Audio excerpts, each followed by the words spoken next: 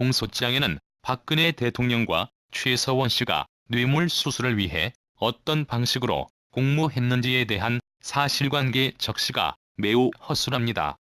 대기업 총수들의 부정한 청탁도 구체적 사실보다는 정황상 판단을 앞세우고 있습니다. 검찰이 법정에서 공모와 청탁을 입증할 스모킹건을 꺼내들지에 관심이 쏠리고 있습니다. 공소장을 봐서는 박근혜 대통령과 최 씨가 어떻게 재단 설립을 공모했는지에 대한 정황을 알기 어려운 수준입니다. 공소장 앞부분에서 검찰은 박근혜 대통령은 2015년 7월경 문화융성이라는 국정정책을 실현하기 위해 한류 확산, 스포츠 인재 양성 등을 목적으로 하는 재단을 전국경제인연합회 회원 기업들의 출연금으로 설립하기로 계획했다고 적혀 있습니다. 사익 추구가 아니라 국정의 일환이었음을 전제한 것입니다.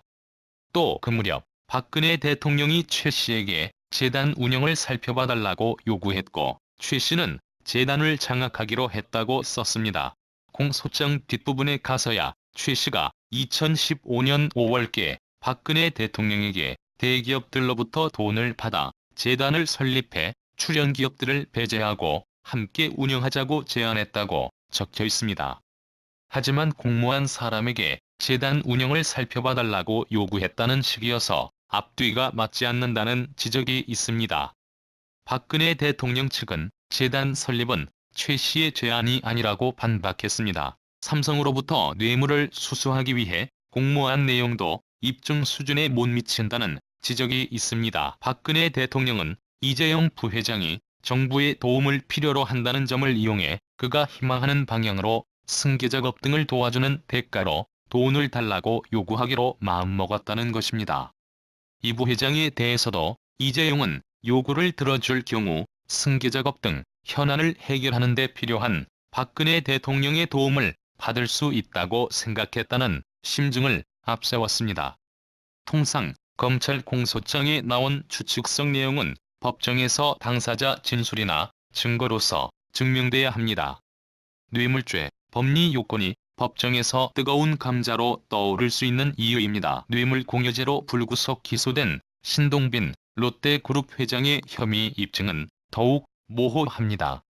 공소장에는 신 회장이 2016년 3월 박근혜 대통령을 면담한 뒤 K스포츠에 대한 자금 지원을 이인원 전 롯데그룹 부회장에게 지시한 내용이 담겨 있습니다. 지시를 받은 이 부회장이 직원들에게 재단에서 사업을 제안할 것인데 잘 살펴보라고 지시했다는 내용입니다.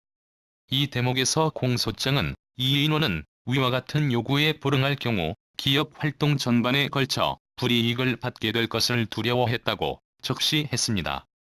이 전 부회장은 작년 8월 검찰의 롯데그룹 경영비리 조사 과정에서 유명을 달리해 심증을 확인할 수 없는데도 추측을 앞세웠다는 지적이 나옵니다. 검찰이 롯데 현안을 공소장에 적은 방식은 특검의 방식과 같다는 게 공소장을 본 전문가들의 반응입니다. 기업 현안과 재단 출연금의 시기가 맞으면 승계 문제 등 현안 해결을 위해 출연금을 냈다는 논리입니다. 공소장 내용을 본 한 검찰 출신 대형 로펌 변호사는 공소장에 구체적 사실관계를 모두 적는 건 아니라 해도 곳곳에 논리적인 비약이 보인다며 법정에서 치열하게 다퉈야 할 대목이 한가득이라고 말했습니다.